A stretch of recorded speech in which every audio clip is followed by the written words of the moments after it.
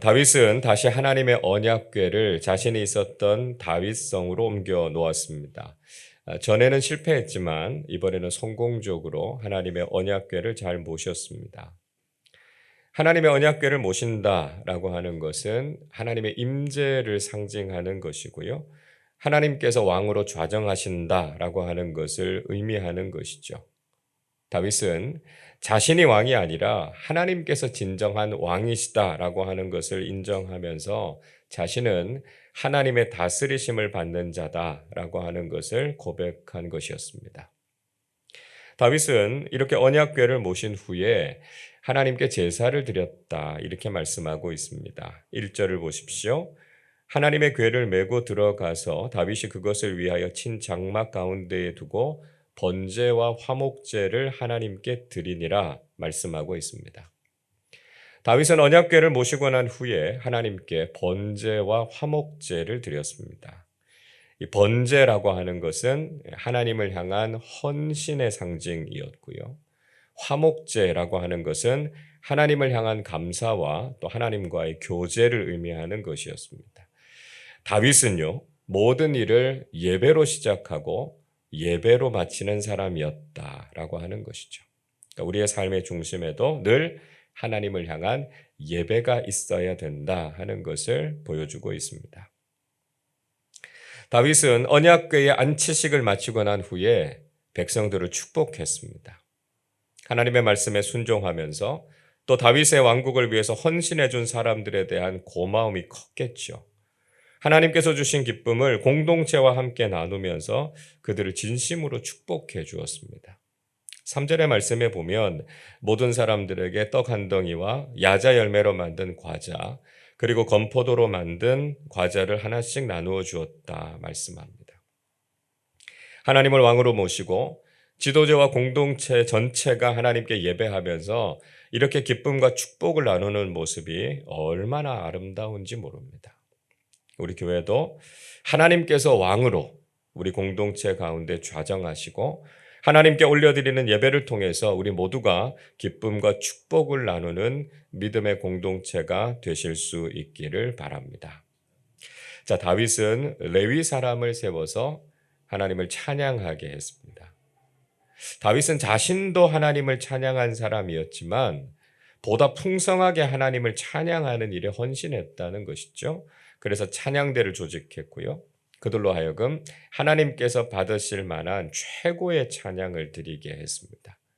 5절과 6절을 보십시오. 아삽은 우두머리요. 그 다음은 스가랴와 여히엘과 스미라못과 여히엘과 마띠디아와 엘리압과 분하야와 오벳 에돔과 여히엘이라 비파와 수금을 타고 아삽은 재금을 힘있게 치고 제사장 분하야와 야하시엘은 항상 하나님의 언약궤 앞에서 나팔을 부니라 말씀하고 있습니다. 자, 다윗은 우선 아삽을 찬양 대장으로 세웠고요. 많은 사람들이 악기를 연주하면서 하나님을 찬양하게 했습니다. 자, 우리도 어떻게 하면 하나님을 더욱 아름답게 찬양할 수 있을 것인가 늘 생각해야 된다는 것이죠. 우리의 목소리만이 아니라 우리가 연주할 수 있는 악기를 가지고 하나님을 찬양해야 합니다. 한두 사람만이 아니라 찬양을 지휘하는 사람들과 찬양대를 조직해서 하나님께서 받으실 만한 가장 영광스러운 찬양을 하나님께 올려드려야 된다라고 하는 것이죠. 자, 이어지는 본문의 내용은 하나님께 드린 감사 찬양의 내용을 다루고 있습니다. 오늘 본문을 포함해서 36절까지 긴 찬양의 내용이 소개되고 있습니다. 자, 우리는 오늘 본문의 말씀 속에서 우리가 하나님께 드려야 할 이 찬양의 내용에 대해서 몇 가지만 살펴보도록 하겠습니다. 먼저 다윗은 하나님께서 행하신 일을 찬양했다는 것이죠. 8절은 이렇게 말씀합니다. 너희는 여호와께 감사하며 그의 이름을 불러 아뢰며 그가 행하신 일을 만민 중에 알릴지어다 말씀하고 있습니다. 다윗은 하나님께서 행하신 일을 모든 사람들에게 알리라 그렇게 찬양했습니다. 9절에서도 그는 하나님의 모든 기사, 즉 기적적인 역사하심을 높여드릴 것을 노래하고 있습니다. 우리는 하나님께서 우리에게 행하신 일들을 기억하면서 찬양해야 된다라고 하는 것이죠. 가장 중요한 것은 우리를 죄와 사망에서 구원해 주셔서 영원한 하나님 나라의 구원과 생명을 주신 것이지 않습니까? 그래서 우리는 늘 구원받은 감격을 잊지 않고 그 은혜에 감사하는 찬양을 드려야 된다라고 하는 것입니다. 자, 둘째로 다윗은 하나님을 찾고 구하면서 찬양했다는 거죠. 10절은 이렇게 말씀합니다. 그의 성호를 자랑하라. 여호와를 구하는 자마다 마음이 즐거울지로다 말씀하고 있습니다. 다윗이 아주 중요한 사실을 우리에게 깨닫게 해주고 있습니다. 자, 그것은 우리가 하나님을 구하고 찾을 때 우리 마음에 기쁨과 즐거움이 있다라고 하는 것이죠. 초대교회 교부였던 성 아우구스티누스도 이런 이야기 하지 않습니까? 당신은 우리 인간의 마음을 움직여 당신을 찬양하고 즐기게 하십니다. 말씀합니다. 그러니까 우리가 하나님을 찾을 때 하나님께서 주시는 기쁨이 있다는 것이죠. 또 11절의 말씀에 보니까요. 그는 하나님의 능력을 구했고요. 하나님의 얼굴을 찾았다는 거예요. 다윗은 늘 자신의 부족함, 연약함을 고백했던 겸손한 사람이었습니다. 그래서 그는 이스라엘을 이끌어갈 만한 능력을 하나님께 구했습니다. 그리고 하나님의 얼굴을 그에게로 향하셔서 자비와 긍휼을 베풀어 주시도록 기도한 것이죠. 우리도 매일의 삶 속에서 하나님을 찾고 구하는 사람들이 되어서 하나님 안에서 기쁨과 평안을 누리는 신앙인들이 되어야 하겠습니다. 자, 셋째로 다윗은 하나님의 언약을 기억하면서 찬양했다는 것이죠. 14절 15절 보십시오. 그는 여호와 우리 하나님이시라. 그의 법도가 온 땅에 있도다. 너희는 그의 언약 곧 천대에 명령하신 말씀을 영원히 기억할지어다 말씀합니다. 다윗은 하나님의 말씀, 즉 하나님의 언약을 찬양했습니다. 그는 이 세상 가운데 하나님의 말씀과 법도가 선포됐다 이렇게 선포하고 있습니다. 그리고 그 언약은 천대까지 미치는 영원한 언약이다라고 하는 것이죠. 그래서 자신의 조상과 가문이 바로 이런 하나님의 언약의 수혜자가 됐다는 것입니다. 16절 17절에서 이렇게 이야기하죠. 이것은 아브라함에게 하신 언약이며 이삭에게 하신 맹세이며 이는 야곱에게 세우신 율례 곧 이스라엘에게 하신 영원한 언약이라 말씀하고 있습니다. 하나님께서는 아브라함에게 언약을 주셨고 그것이 이삭에게로 이어진 확실한 맹세가 됐다는 것이죠. 그리고 야곱을 통해서 이스라엘 민족을 향한 영원한 언약이 되게 하셨다고 말씀합니다.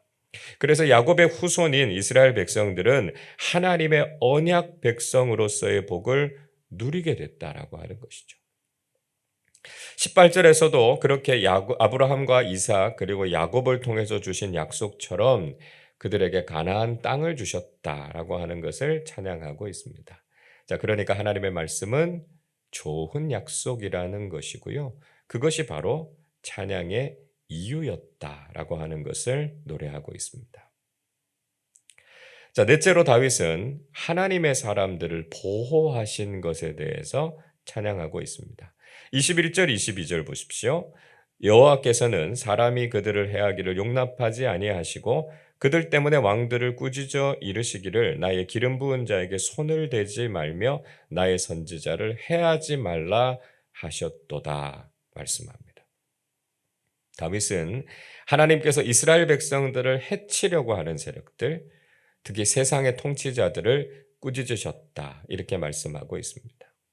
그러니까 그만큼 하나님께서는 당신의 백성들을 소중히 여기신다는 것이죠.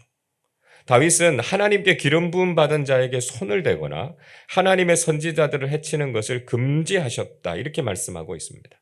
자, 이것은 다윗이 자신의 삶에서도 경험했던 일이었죠.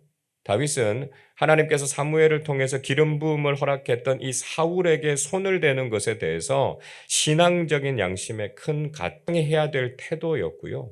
그렇게 하나님께서 기름 부음을 허락한 사람들은 하나님께서 직접 다루시고 관리하신다라고 하는 것이죠.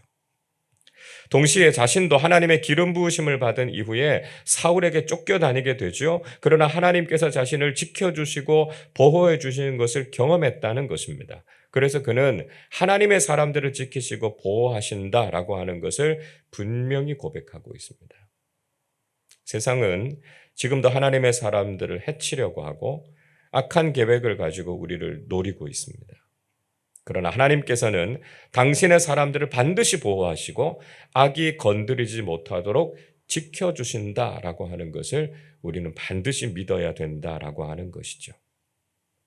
자, 오늘 우리는 다윗이 언약궤를 다윗성에 모시면서 하나님께 드렸던 감사 찬송을 살펴봤습니다. 우리도 하나님을 마음의 중심에 모시고 하나님의 임재 안에서 하나님을 찬양하는 하루가 되시기를 바랍니다. 우리의 삶에도 이 감사의 찬송이 넘쳐나는 삶이 되어야 하겠습니다. 하나님께서 우리에게 베풀어 주신 행하셨던 그 일들을 기억하면서 찬양하고 늘 하나님의 능력과 임재를 구하면서 찬양하는 사람들이 되시기를 바랍니다.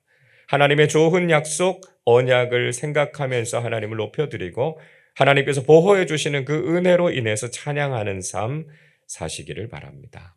오늘도 우리의 찬양을 받으시기에 합당하신 하나님만을 높여드리고 찬양의 제사를 드리는 귀한 하루가 되시기를 주님의 이름으로 축원합니다. 기도하겠습니다.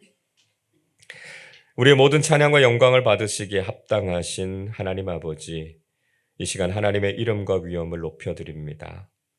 다윗이 하나님의 언약궤를 자신이 있는 다윗성에 모신 것처럼 저희들의 삶의 자리에서도 하나님의 임재를 기대하면서 하나님을 마음의 중심에 모시고 살아가는 저희들이 되게 하여 주옵소서. 저희들의 삶 속에서도 하나님을 향한 감사의 찬양이 끊어지지 않게 해 주옵소서. 죄와 사망으로부터 건져주신 하나님께 감사하면서 구원의 기쁨과 감격으로 찬양하게 해 주옵소서. 하나님을 찾고 구하는 사람들이 되게 하시고 하나님의 언약과 보호하심을 늘 경험하면서 하나님만을 높여드리게 해 주옵소서. 때로는 힘든 일들을 경험하게 되고 내 뜻대로 잘 되지 않는 일들이 있을지라도 우리가 하나님의 선하심과 신실하심을 믿고 감사로 찬양하는 하루가 되게 하여 주옵소서. 감사드리며 우리 주님 예수 그리스도의 이름으로 기도하옵나이다. 아멘.